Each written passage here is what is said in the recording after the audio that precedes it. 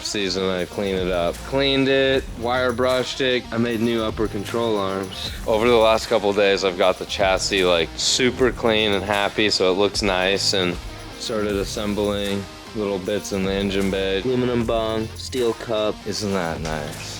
I'm happy with what I was able to accomplish. 2 of every panel, if not 3. We got everything fitted. I even fitted 3 of the front bumpers. Then we got to drop them off with our buddy Timmy. He's got to paint a bunch of body panels, so he's not gonna like that. That's this year's body kit budget. All right guys, we're getting set up here, so let's kind of take a look through some of this stuff. This is me getting prepared to get this all done and ready. Got the short block already set up and the head set up, but kind of have a box of parts here. Since we're switching over to VVTI this year, I'm gonna use this powerhouse feed line for the oil gear. I'm also gonna use a billet powerhouse timing gear. I like those, had good luck with them on lots of customers with VVTI, so we'll use it on that. Got one of my billet tensioners here. I think I'm gonna switch over to black. So I got my water inlet alternator bracket here in black this year. I'm just gonna, look, there's Mindy. I just wanna kinda change it up a tad bit from what it has been. We're gonna do black, why not? Whoa, what's that, AMSOIL? Let's take a look, guys. Pretty cool, new partner. We are part of the AMSOIL team now, and they've never been in Formula Drift, so that's kind of cool for us to be the ones bringing them into Formula Drift. They have a lot of cool products. I'm gonna use some of the assembly lube today. This is like a metal protectant spray. I wanted to try that. This is another thing I was pretty excited about. When you're storing, you know, like these blocks over here that I'm storing, instead of just wiping it all down or spraying WD-40 or something, they make this just for that. And as you guys know, Florida has a lot of moisture, so I got a whole case of it because I got a lot of engine stuff or like metal that I don't want rusted, so I'll be using that. And then we got our gear oils and our normal race oil. I'm gonna use the 1550. This thing I was pretty pumped on because it's just like a squeeze, you know, get up in there so you don't have to have a pump or a funnel. I do have a pump with me, so I don't have to always use that. But when you're doing a gear change at the track, when you know, change up your wheel speed a little bit, do a gear change, quickly like take the rear cover off, you switch the gear, and then you lose about a quart and you gotta squeeze some back in there. That's gonna be a time saver. I'm pretty excited about that. Okay, some new stuff for this year. I'll take this bag off later, but look at that, VVTI head. So I'm gonna utilize VVTI for the first time on my race car. I don't know that I'm gonna get much of a difference because I run high compression and a stroker, but what I really wanted to do is debut these covers on my car this year, and that'll help, you know, push this product for Rad Industries, because I mean, you guys already need it or want it, but now you'll see it on my car when it's at the track. And that is kind of the other reason why I was gonna go black, because look, so this is like dark. I'm gonna use black Hypertune covers this year, and then black here, black here. Well, it's a GTE, so black will be over there, but just making some small changes. I guess I could even go black with these too. I might do that this year just to do the all black, and then I'm gonna leave the manifold with blue on it still, so you'll see the manifold. If I didn't have so much nitrous set up on my manifold underneath it, I know you guys have seen it, let's walk over there, so I would probably switch my manifold to a black one too, but this nitrous setup and everything, it's all, and I kind of modified where my sensor goes a little bit, so I don't really want to switch that. Like, that thing's working good. I was kind of just getting prepared over here. I cleaned up some bolts for the oil pan. I'm going to use a lot of ARP stuff, so I got my ARP bolts in the M8 and some M6s here, and then larger stuff. Just kind of getting set up, and I will stop and talk to you guys on this camera a little bit when I have something cool to show you. Otherwise, we're just gonna set up a camera and I'm gonna get to work and try and accomplish as much as I can. But if there's like a tip that I would suggest or whatever for you guys, or maybe something that would help you not make a mistake and you could learn from me, because I already got to make the mistakes years ago or whatever it is, and I have a better way of doing it, I'll let you guys know. So let's get started on this, and I'll show you all the cool new things that I'm doing. There is one more part, the new Fluidampr pulley, which this will be out next week. It'll probably be out a little before I make this video live. This is the one that adapts power steering kit to a Fluidampr. And so let's say you guys already have a Fluidampr and you're thinking about upgrading to power steering, and you're like, dang it, I would have to go switch my pulley over because the Fluidampr didn't have the adapter. Not the case anymore. You can keep your same 2-piece pulley, just unbolt and remove. For example, this piece here, you just unbolt it. I mean, toss this one or save it for a rainy day. You can buy just that pulley. Not gonna be too pricey. I think it's gonna be around $100. I might be off by a little bit, so let's wait till that's out. Just under $100, I think. And then you can buy that, buy the kit, and then you're ready to go. Time to get to work.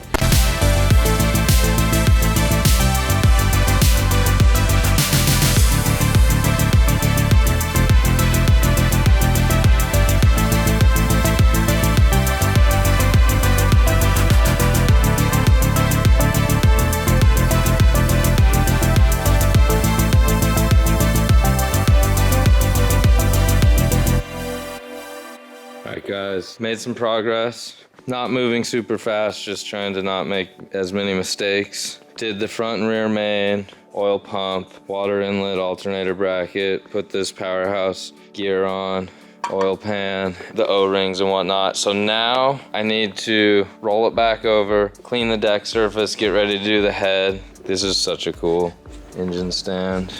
That's it for you guys. Literally just effortless.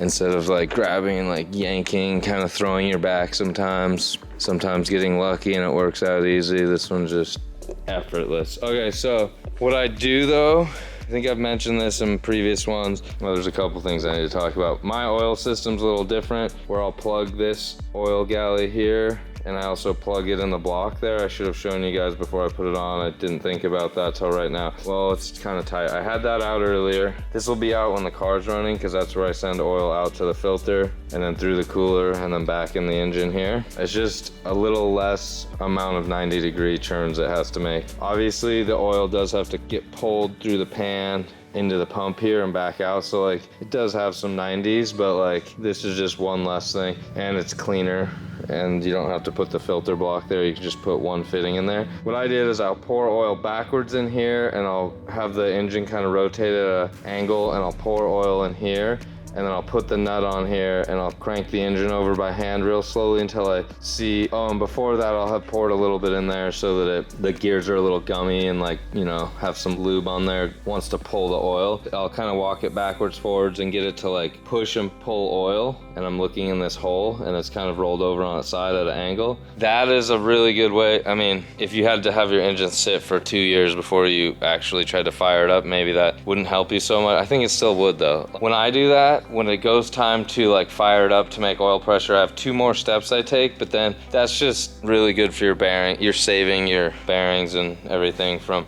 cranking dry, I guess is what it would be. Everything looks very beautiful.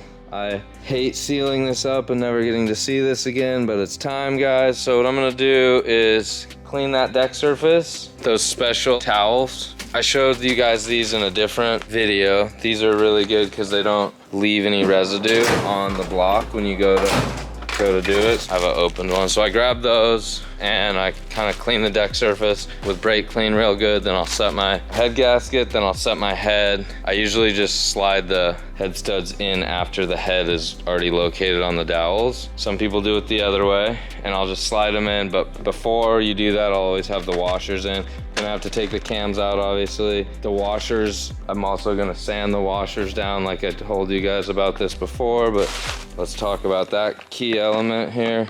What I do is I take the washer, the side that has the more flat surface, so this side that's gonna be touching the surface of the aluminum head, and I'll sand it back and forth on this for a little bit so it has kind of like, almost looks like a hash mark on, it'll have similar marks to this, but a little bit, you know, more traction than that, I guess you could say. And by doing so, it creates traction. When you go to torque your head down, you won't feel a little slip, because sometimes if you guys have torqued your own head down, you're doing like second step at like 65 or whatever foot-pounds, and you'll feel slip, and you're like, wait a minute, and then you torque a little more, and then you hear it click, and you're like, crap, well, is that one right? And then when you get to 100, you'll feel it on like 7 of them usually. But if you do that little trick I'm talking about, you won't do that. So keep an eye out on the time lapse as I go throughout. You'll see me work on stuff like that, and that's what I'm doing. can always ask questions, and I'm probably not doing it the exact right way. I'm doing it the way I know to be right, but you guys might have some other solutions. Let me know. I'd be interested to hear what you guys have to say. All right, back to it.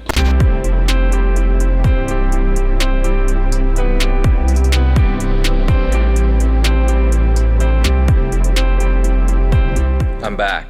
Heads on, like I explained, washers are in. This is called Camshield. It has a lot of zinc in there. The reason we're gonna apply so much of that, and I'm also gonna apply more, is because of these beautiful camshafts here from GSC. And they have this coating on it, and it kind of protects the coating on initial startup before you have all the oil pressure. Camshield, just high in zinc, and some people probably use that as on non-GSC stuff, I'm sure, but that's just what we use. Recommended by GSC. Never had an issue, and they just tell me to apply it liberally, so I do. These are a game changer from last year, so that's an exciting upgrade. I just think it's time to finally do it. It's gonna help probably get me that 30 horsepower mid-range, and it'll help to spool up the turbo earlier. Like I was saying, I don't know if I really 100% needed it, but I think we need everything we can to be as competitive as we could be this year. And maybe I'm gonna be like, oh my God, why did I not do this sooner? We'll find out, all right? Next up, what I'm gonna do is drop these in there, thread them in by hand, and then I'm going to put a dab of this stuff in each one of these nuts.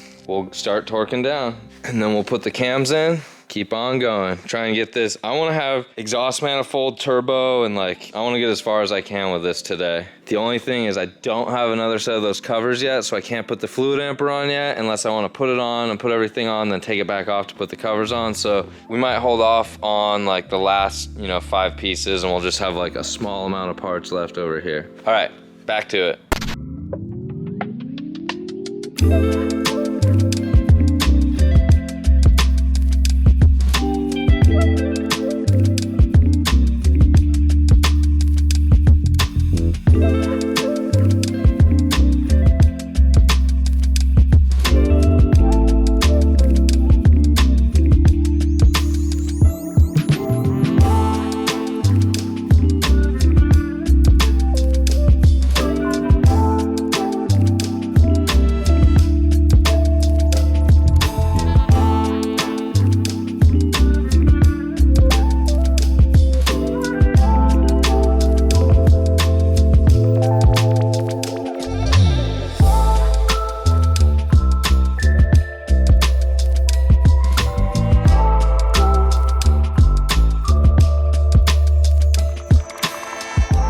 All right, guys, this is the ending point for today. So I went ahead and put this Fluidampr on. That's the new unit that you guys are gonna want. I will have to take it off. The cool thing about that Fluidampr is that's kind of like a once and done unit. You don't have to hone it, whereas the competitor, the brand I used to use, you'd have to hone it to have the correct clearance, and then you'd have to kind of work it onto the crank. It fought you the whole way on, and if you did not hone it for the proper tolerance clearance, then it wouldn't come off when it was time to take it off, and you needed to like break a tool basically to get it off, and then you'd have scored up marks on your crank. Another thing about this is once it's rotating, the rotating weight of it is actually less than what it would be with, let's say, an ATI or the other competitors out there.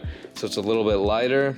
Look at how nice it looks. So did some plumbing, did kind of everything I can. I still need the covers, the front covers. I made a new VVTI line here because I need to put my pressure and temperature sensor from Link in there.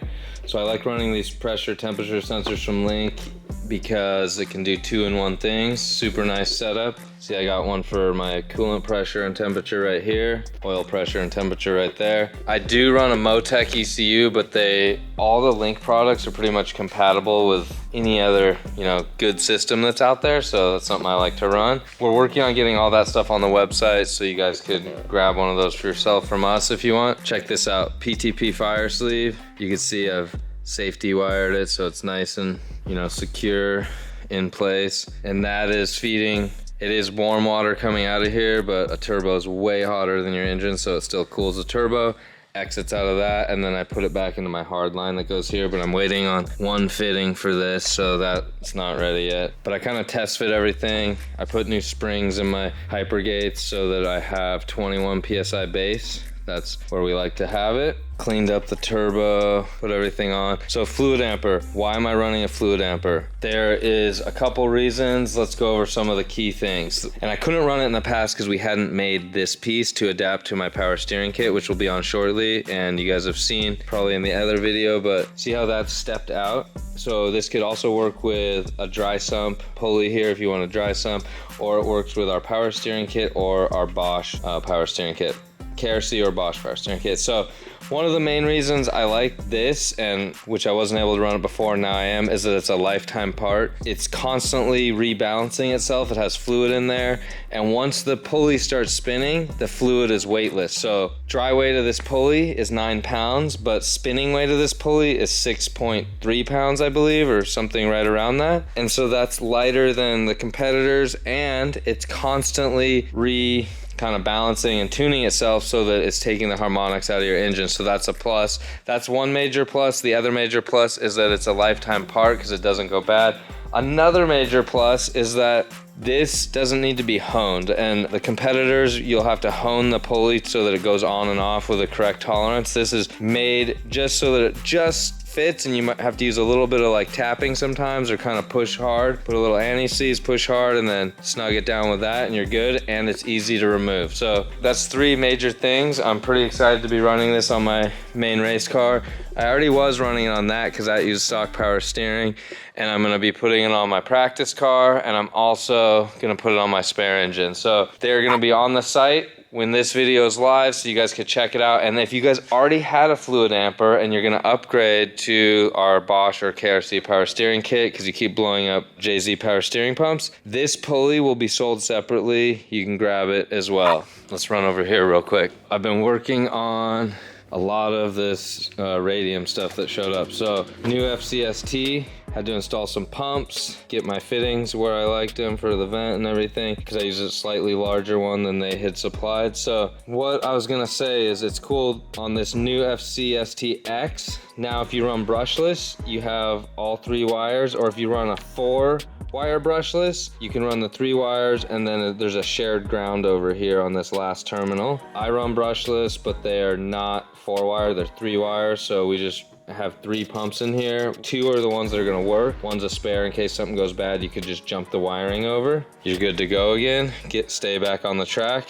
And then if you wanted to run a brushless lift pump, that's now an option on this FCST-X. Super nice unit, pretty excited about it.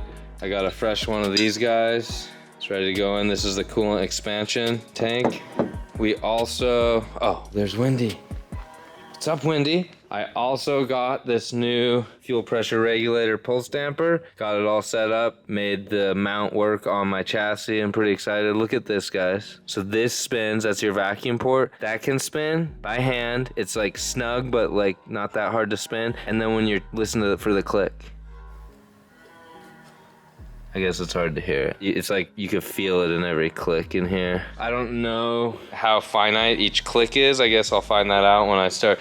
It's probably based on how many pumps you have running and whatever, but cool thing is you can dial that in, and then maybe, I think I'm gonna do this, put a little paint mark on there so that I know right where it should be for my race car, because this is not just, I don't know, I want this to be perfect. So, but that unit looks absolutely amazing, and it's in there, ready to go. So something else that I just installed, but I mean, it's the same footprint as before, is this, the fuel fill.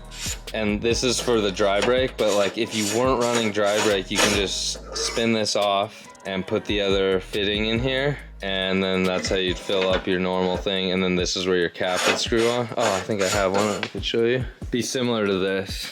I built this where it's like really tight with it, but same in there, and that's just a normal fill. I'm about to put the fuel tank in. I'm gonna set up a time lapse behind me here. Well, it's a fuel cell. Put the fuel cell back in and slowly just piece the car back together, get the plumbing, the wiring, everything plugged in, and try and get this thing, because the engine's so close, I just need to put a clutch on it and a transmission, whatever. I want to try and get this thing running by maybe mid next week if possible. If I could do that, then I could try and hit the dyno before the month of February somehow, or like the first week of February. Just chipping away over here, but seems like endless details, because like some stuff will just take you way way longer than you think. You guys know how it goes when you build a car. But we're gonna go put this back in and keep moving forward, guys. All right, talk to you in a bit.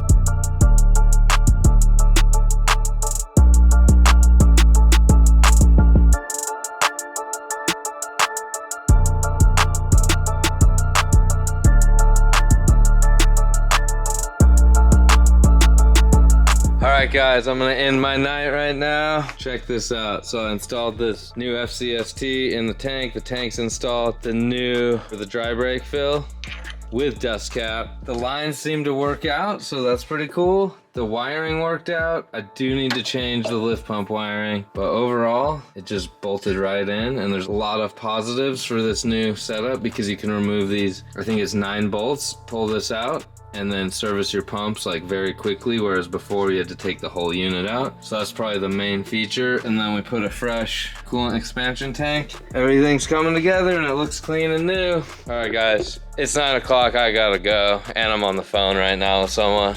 He tried to say what's up, but he's in my ear. Talk to you guys later. All right guys, check this out. Got the engine on this stand like we showed you, but what I did is put this subframe, it was already on the pallet, but up a little bit higher. So then what I want to do is try something new. I want to put the engine on here. It's hard mounted, so it'll balance itself if I just kind of like snug those up. Won't be like super simple at the beginning to get it on here, but I'll figure it out with a forklift. And then what I want to do, lift later, I'll install the ACT clutch, probably my bell housing and all my stuff. Leave the downpipe on there like it is, and then I want to bring the pallet over here with the forklift, reposition it where I think it's like right in the right spot with the jack stands, and see if I can just lower the chassis down onto it. I mean, it should work in theory. Never done it this way, but tons of people have done it that way before, so I just don't know, like, might as well just try. I don't always take my front subframe out, so I was like, now's the time to do it, so let's do it. Then also, you guys can see when I do the clutch and stuff like that. Should be a cool little video as it like the chassis lowers down to the engine. Yeah, so the only thing with when you lift one of these engines with a forklift, it wants to like pivot. So I'm gonna have to kind of fight with this mount, which I'll probably loosen this mount pretty good so that I can fight with it to line it up in these holes. And the only thing I was worried about is that maybe it's pretty stable. I don't know. Probably need Renee's help for that one. See if I can do it. All right, let's try.